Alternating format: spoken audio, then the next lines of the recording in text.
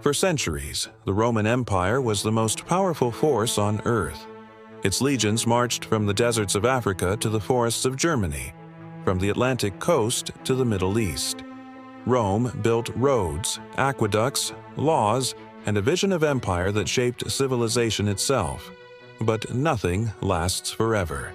By the 5th century, the empire that once called itself eternal was crumbling.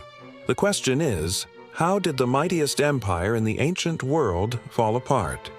The story begins not with a single event, but with a slow decay. Rome's vast territory was both its strength and its weakness. Stretching across 3 continents, it was nearly impossible to govern. Armies had to defend thousands of miles of borders against restless tribes and rival powers. To pay for these armies, Rome needed money. Lots of it. Heavy taxation drained the provinces, corruption spread through officials, and resentment grew among the people. Then came the political chaos. Unlike today's nations, Rome had no smooth system for transferring power. Emperors rose and fell with alarming speed. In just 50 years, Rome saw more than 20 emperors, many murdered by rivals or even their own soldiers. This instability weakened the empire from within. The loyalty of the legions, once the pride of Rome, shifted from the state to whoever could pay them most. Economy, too, played its role. The empire relied heavily on slaves to fuel its agriculture and construction. When expansion slowed and conquest declined, the supply of slaves dried up.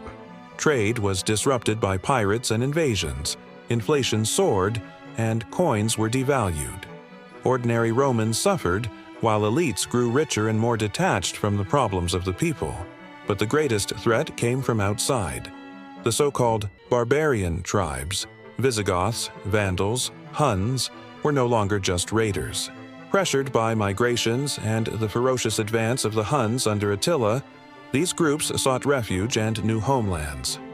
Rome, weakened and divided, could no longer hold them back. In 410 CE, the unthinkable happened. The Visigoths, led by Alaric, sacked Rome itself. For the first time in 800 years, the Eternal City had fallen to a foreign enemy. The Western Empire staggered on, but its days were numbered. By 476 CE, a Germanic chieftain named Odoacer deposed the last Roman emperor of the West, Romulus Augustulus. The empire that had once stretched across the known world was gone. Yet, in truth, Rome didn't vanish overnight. In the East, the Byzantine Empire carried on Roman traditions for nearly another 1,000 years. Roman law, language, and culture continued to shape Europe, long after the legions had disappeared. So why did Rome fall apart? It wasn't one cause, but many.